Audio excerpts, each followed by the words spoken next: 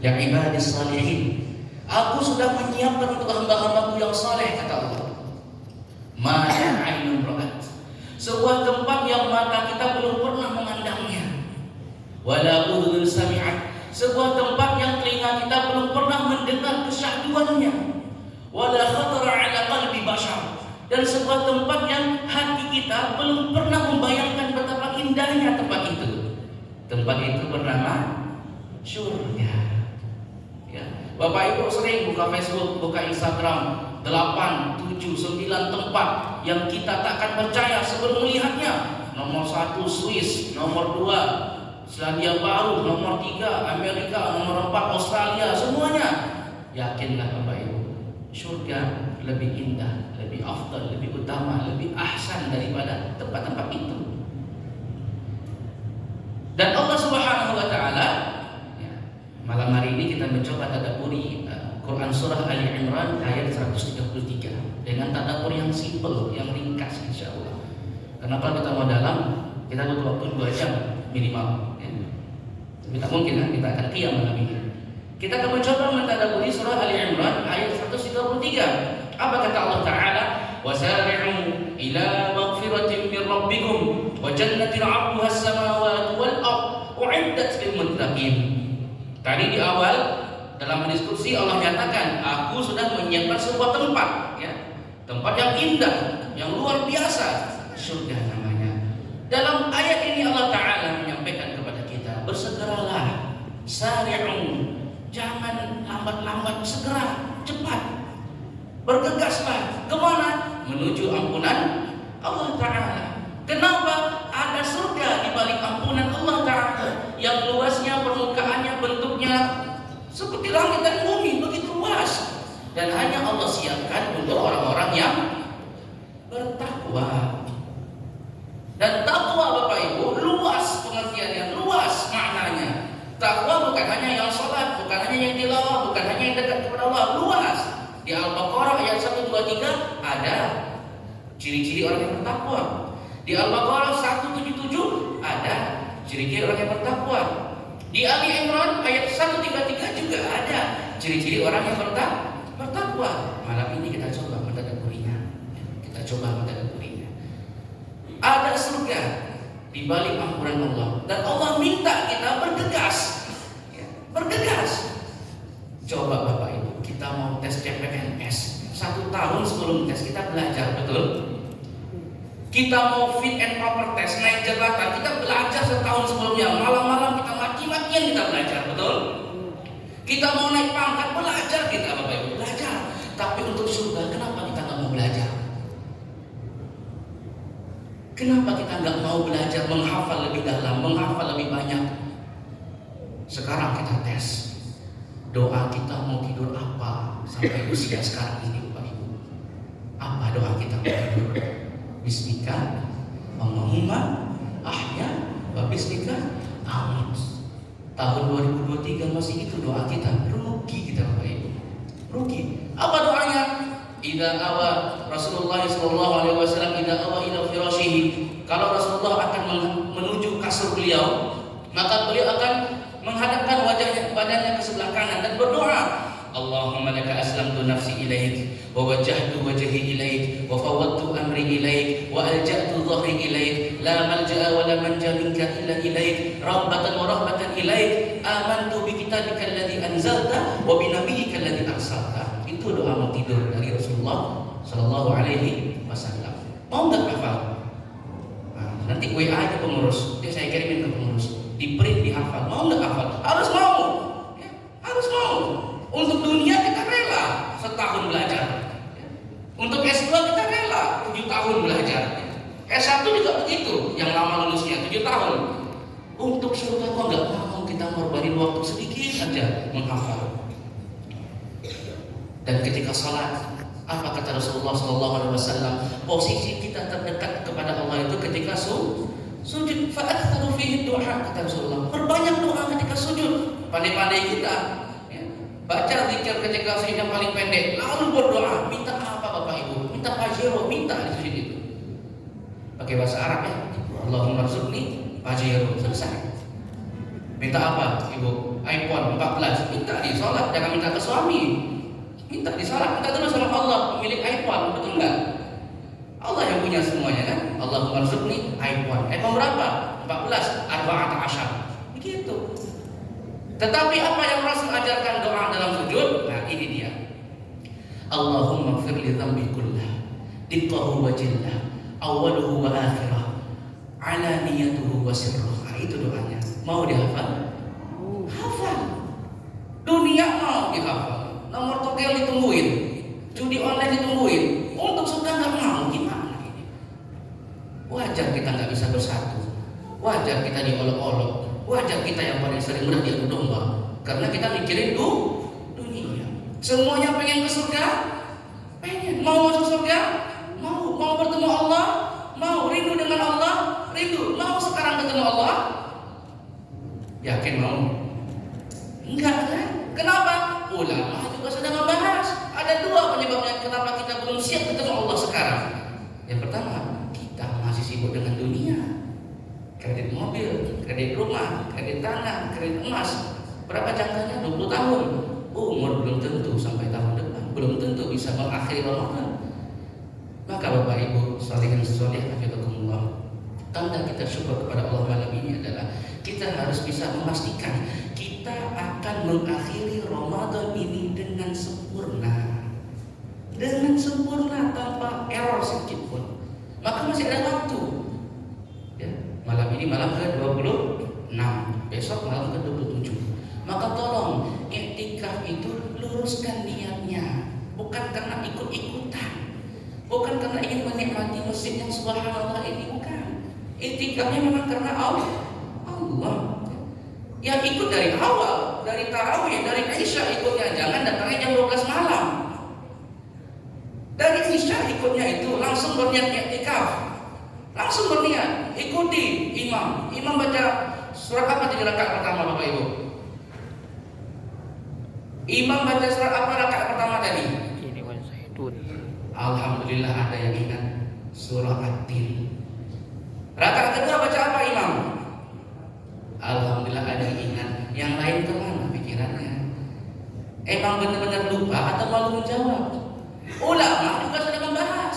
Ibnul Qayyim, yang ulama salaf Al-Asam, apa kata beliau? Kalau kita memang susah untuk khusyuk sholat, ya susah untuk khusyuk dalam sholat, apa kata para ulama salaf? Sebelum sholat coba ij'alil ka'bata baina 'ainaik. Sebelum sholat itu coba bayangkan Ka'bah depan mata kita, wal jannatu yaminu, dan surga di kanan kita, wan naru shimalu, dan neraka di kiri kita, dan di bawah kita itu as-sirat, ya, jembatan as-sirat. Ya, ada yang kata Rasulullah, orang yang paling utama seperti cahaya langsung ke surga. Yang kedua seperti naik kuda, kencang langsung ke surga. Yang ketiga jalan kaki, ada yang lari. Yang keempat jalan kaki. Yang kelima terseok-seok. Yang keenam disiksa sama malaikat di samping kiri kanan, terjatuh ke neraka. Dan di belakang kita bayangkan malakul maut, ada malaikat maut. Nah sebelum sholat bayangkan itu Ka'bah, surga, neraka, as-sirat, malaikat maut. Barulah sudah tenang hati kita. Allahu Akbar. Ibnu Qayyim mengatakan kita ini Bapak Ibu hanya 2 kali berdiri menghadap Allah. Yang pertama ketika sholat. Yang kedua yaumul hisab, hari perhitungan. Kalau yang pertama ini kita lancar, dijamin yang kedua lancar. Tapi kalau yang pertama ini, na'udzubillah. Bayangkan Bapak Ibu, kenapa para ulama memberikan tips-tips khusyuk salat? Karena didapati dalam realitanya, pada kenyataannya, kebanyakan orang-orang yang salat tidak salat. Dia salat masih memikirkan dunia. Dia salat memikirkan barang yang hilang. Maka wajar saja fawaidul lil musallin, orang yang salat saja masih celaka. Kenapa? Dia menunda salatnya karena main handphone. Celaka orang yang salat, kenapa? Dia menunda salatnya karena nonton badminton. Celaka yang salat, kenapa? Dia menunda salatnya karena nonton bola, nonton basket, nonton golf. Apapun yang Bapak Ibu suka, terlalaikanlah sholat. Maka orang yang tidak sholat, tidak berhak dijadikan teman, tidak berhak dijadikan suami, tidak berhak dijadikan istri, tidak berhak dijadikan dilayani, tidak berhak sampai dia taubat. Jadi kalau yang pertama kita lancar dalam sholat, yang kedua dijamin lancar. Begitulah janji Rasulullah Shallallahu Alaihi Wasallam. Yang pertama Allah hisab di hari kiamat amalan kita sholat. Kalau dia benar, maka dia akan sukses dan beruntung menuju amr Allah segera ada surga. Kemudian Allah Subhanahu Wa Taala, Bapak Ibu, melanjutkan dalam ayat 134, siapa orang-orang yang bertakwa dalam Ali Imran ini, alladzina yunfiquna fis sarra'i wad dharra, yang berinfak dalam keadaan lebih, dalam keadaan lapang dan sempit, dalam keadaan lapang dan sempit. Kalau lapang mudah kita berinfak, betul Bapak Ibu? Masukin tangan, uang tebal, keluarin selembar, infakin mudah. Tapi dalam keadaan sempit, Bapak Ibu mau tak berinfak? Ya, rekening tipis, setipis tisu, betul? Ya, sekali diambil habis. Ya, dompet pun, kantong pun bolong, tak ada lagi, tak ada bunyinya itu uang, kosong. Mau tak berinfak? Kalau mau, at-taqwa hahuna, ada ketakwaan di hati Bapak Ibu. Kemudian wal kadhiminal ghaidh, dia mampu meredam amarah. Ramadan tahun ini banyak ujian kita, begitu banyak. Apalagi siangnya Masya Allah panas, ujian kesabaran. Dan orang-orang yang mampu meredam amarah Allah jadikan surga. Ya. Kita lagi di Ampang, lagi di tepi laut lah, bayangkan ya. Di jalan, di depan kita ada orang yang berkendara, entah dia ibu-ibu atau laki-laki, kita tahulah lampu sennya ke kanan, beloknya ke kiri. Itu masih mending Bapak Ibu. Ada yang sennya ke kanan, dia nggak belok-belok Pak. Sampai kita bikin tebak-tebakan, kapankah ibu ini belok? A dalam 1 menit, B dalam 2 menit, C dalam 5 menit, D tidak belok-belok. D jawabannya apa? Tidak belok, belok. Ada lagi yang parah, sen nggak hidup, tiba-tiba belok. Aduh ya Allah, bayangkan kalau kita nggak penyabar, hantu gitu bilang kan. Bayangkan kalau kita nggak beriman, wah habis sudah itu. Keluar kaca, woi gadang gitu kan. Awal-awalnya nggak tahu terserah dia mau bilang apa. Namun bilang, orang-orang yang bisa meredam amarah, maka Allah jadikan surga. Ada beberapa nasihat dari Rasulullah SAW tentang bagaimana meredam amarah. Kita akan bahas nanti pertemuan selanjutnya. Yang ketiga, Allah Subhanahu Wa Taala melanjutkan wal 'afina 'anil nas, memaafkan, mudah memaafkan. Kita diberi waktu dalam fikihnya, boleh diam-diaman. Berapa hari maksimal Bapak Ibu? 3 hari. Kok ada yang 3 tahun Bapak Ibu? Kok ada yang 30 tahun? Kok ada yang sampai sekarang belum juga bertegur sapa? Ini yang sahabat takutkan. Amalan kita tidak Allah terima karena masih ada permusuhan. Diam-diaman, tidak menyapa. Ya. Apa istilah Minangnya? Apapun istilahnya, Koreanya, Jepangnya, tidak menyapa intinya.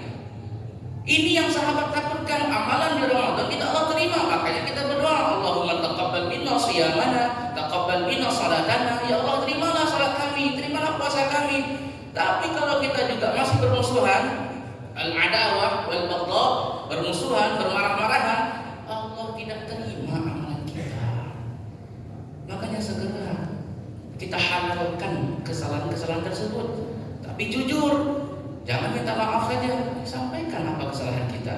Aku minta maaf Pak, dia tuh pikir apa di meja kertas 1 juta buat dia, balikkan dulu uangnya 1 juta itu.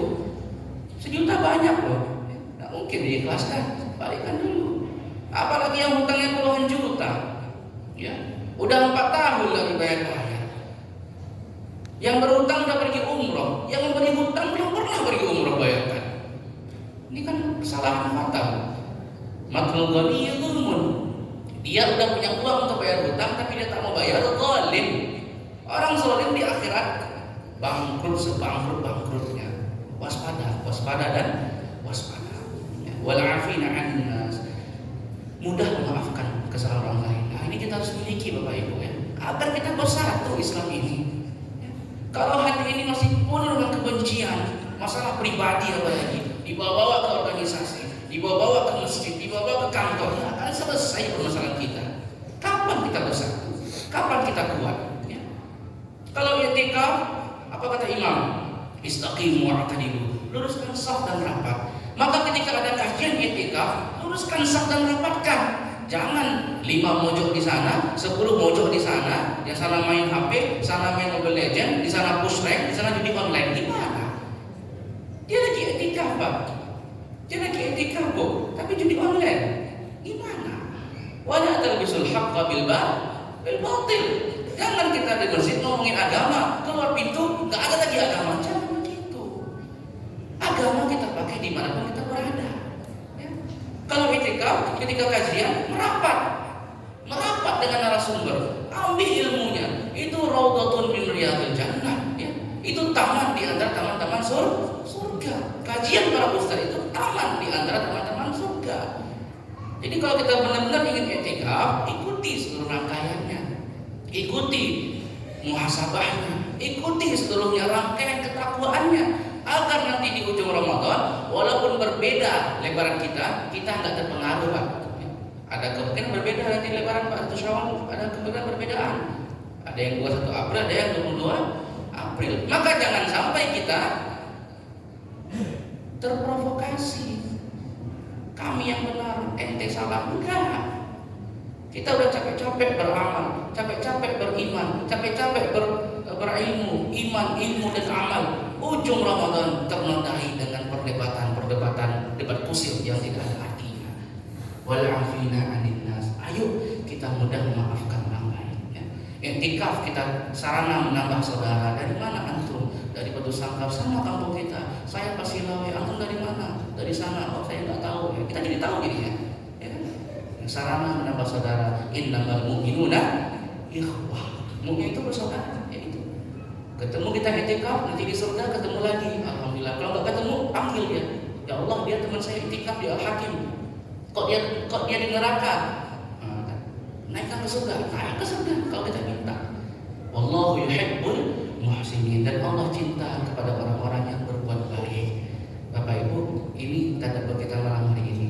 Nanti rangkaian i'tikafnya akan ada muhasabah, akan ada qiyamul lail, akan ada mungkin nanti kunut, akan ada nanti kajian subuh. Kita ikuti bersama.